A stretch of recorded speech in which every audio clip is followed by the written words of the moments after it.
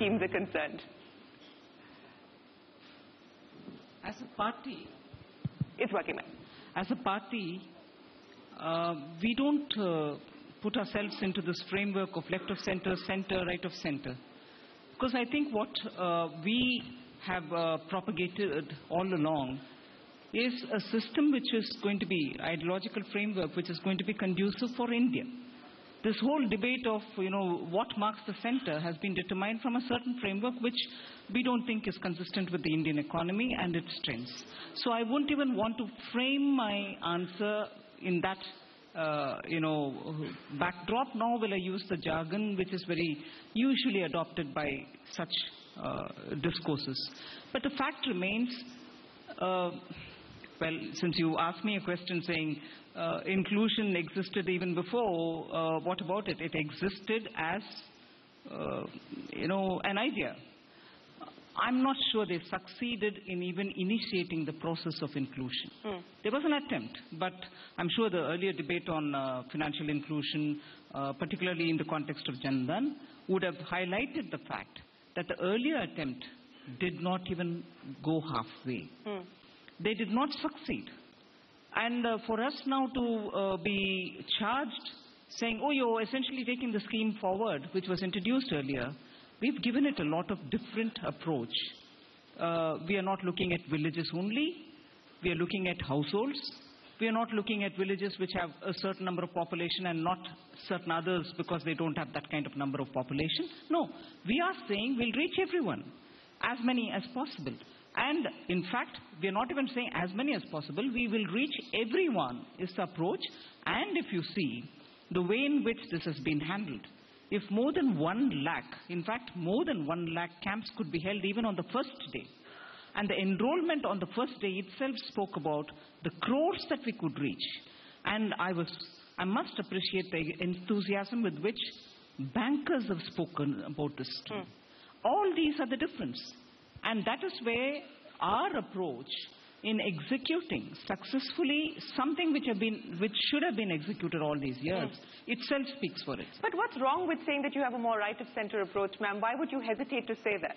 There's nothing wrong or right about it. We don't belong to that school of thought which says there's a center and there's something to the right and something to the left. We think so what Indian differentiates economy, you from the UPA then? Besides execution and the skill of execution, what would differentiate the economic ideology of the NDA from the UPA? What you didn't have in 10 years, you're having in 8 months. The buzz, the activity, the decision, the moving forward, the confidence with the people people have in us, and the confidence we are giving back to them, the performance, the delivery. Whole lot of difference. Okay, let me ask you about moving forward, because that is something that you said that your government is committed to.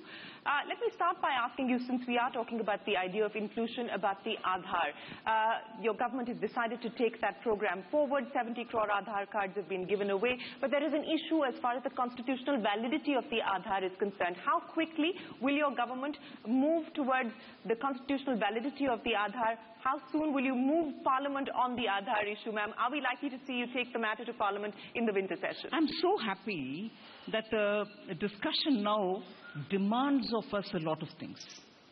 We have shown our intention in wanting to do things and wanting to do things right. And therefore now there is a keenness to get this right, get that right, get that, We'll certainly get our acts right. Whatever we do, we'll have the right basis. That's an issue which we had held very high, in the sense constitutional validity should be given for any such a program which has such implication on your finances, on your revenue, on your expenditure and so on.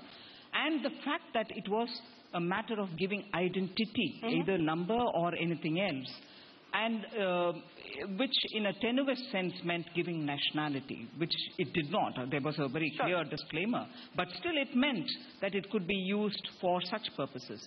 And therefore a legal and legislative legitimacy to be given is absolutely necessary. And we'll certainly move in that direction. But at the moment, we are at least very clear that if there is something happening, we are not just rejecting it because it's been something which was introduced by our opponents earlier. We are taking schemes which should be given. So unlikely to be introduced in the winter session of Parliament?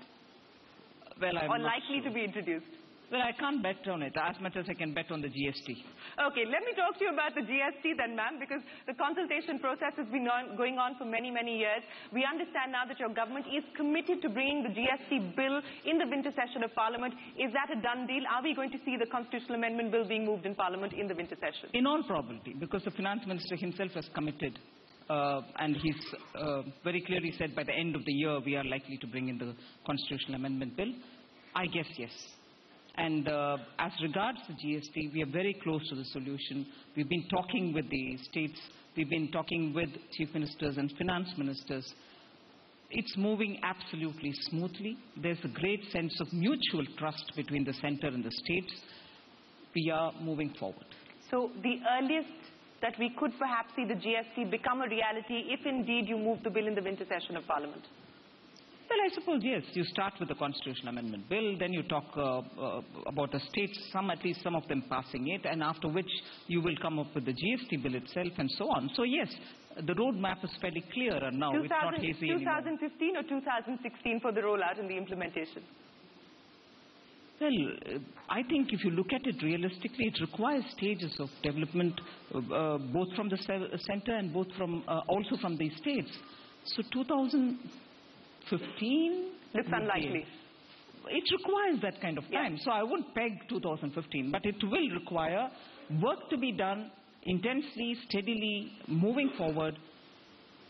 It will probably be a bit later than 15. But at least you're making the attempt to move the bill in the winter session itself. Let me ask you about a pending bill, ma'am, and that is the insurance bill. You sent it to the select committee. Are we likely to see you move the insurance bill in the winter session of Parliament? A room full of bankers and people invested in the markets would be interested to know. We are keen on moving forward.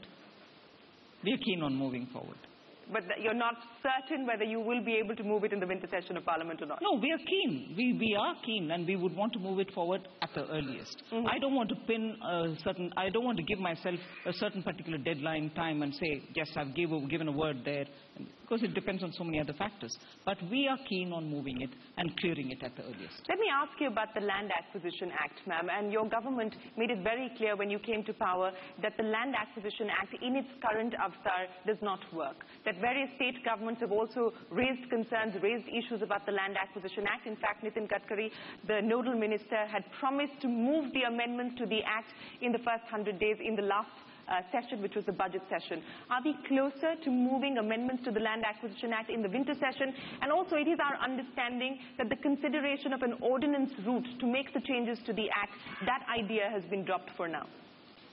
First thing, we are definitely clear that as it stands, the Land Acquisition Bill is very difficult for anyone who wishes to move forward in acquiring land for whatever purpose.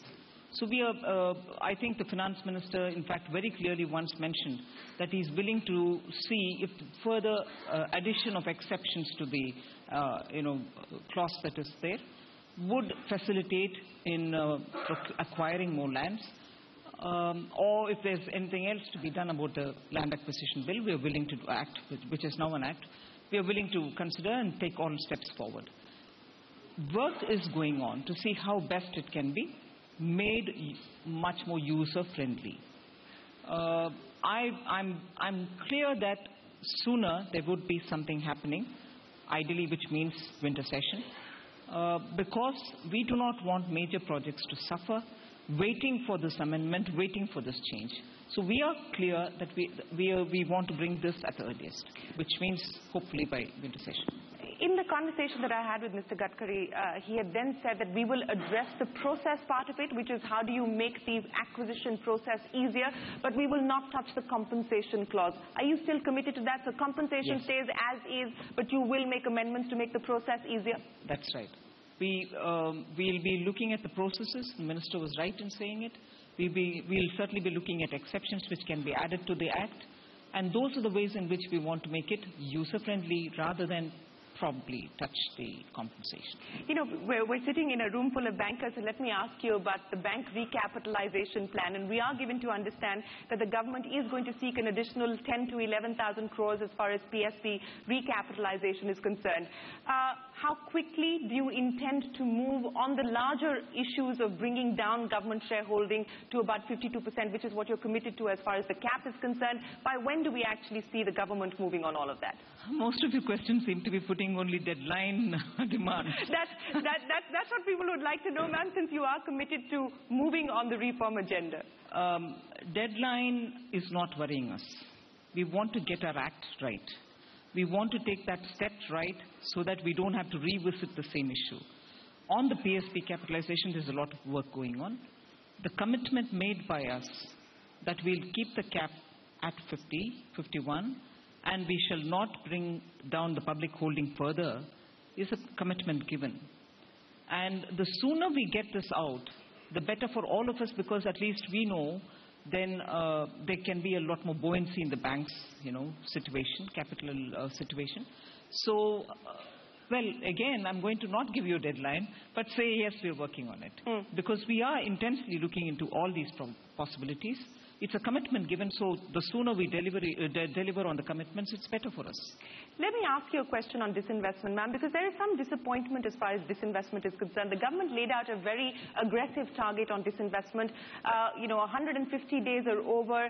We were hoping to have seen some of the disinvestment actually take place, but none of that has actually happened. And the worry now is that just like the UPA, we are going to see disinvestment being bunched up at particular points of the time of the year, which is towards the end of the financial year, and then you will resort to the likes of LIC having to bail out government issues.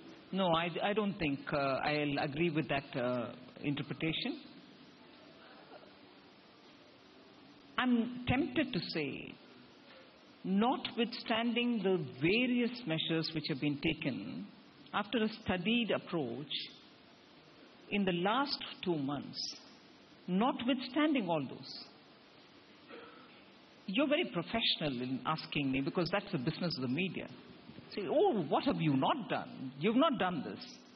You've not done it in 150 days. You've not done it. We've not given ourselves dates. 100 days, 200 days is not our culture. We have been given a mandate for 5 years.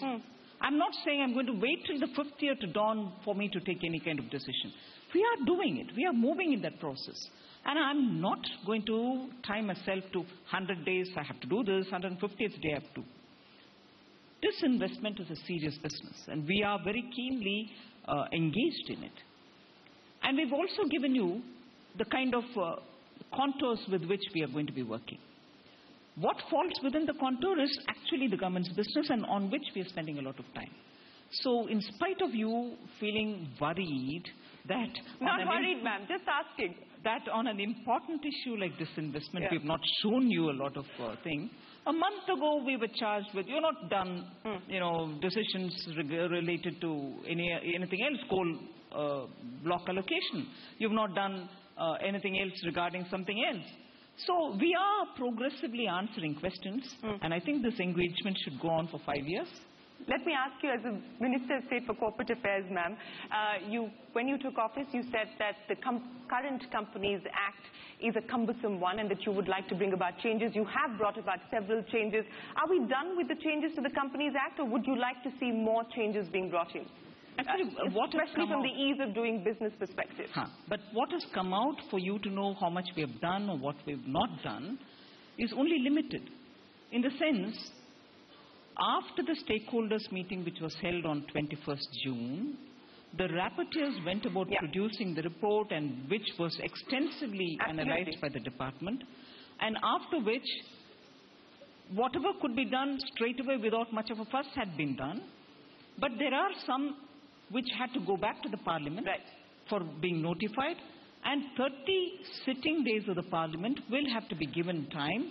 And by the time we went to the parliament in the last budget session, we had only probably 10 to 15 days left. So another 10-15 days, which will happen during the winter session, you will get to know a lot more, which have also, with the approval of the parliament, been notified.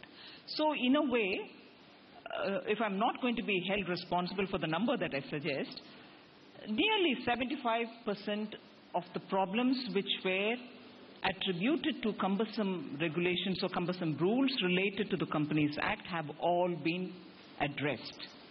And my impression is that after a couple of months of all these being publicly made known, within a month or two, or even about a couple of months after that, it is for the sector concerned, the company secretaries, the chartered accountants, the entrepreneurs themselves to say whether that 75% or 70-75% which have been addressed is sufficient enough. It's for you all to then say, I think we'll live with it now. Or if at that stage you still have people telling me no, an amendment is required, we are open-minded about it. We'll still consider the amendment.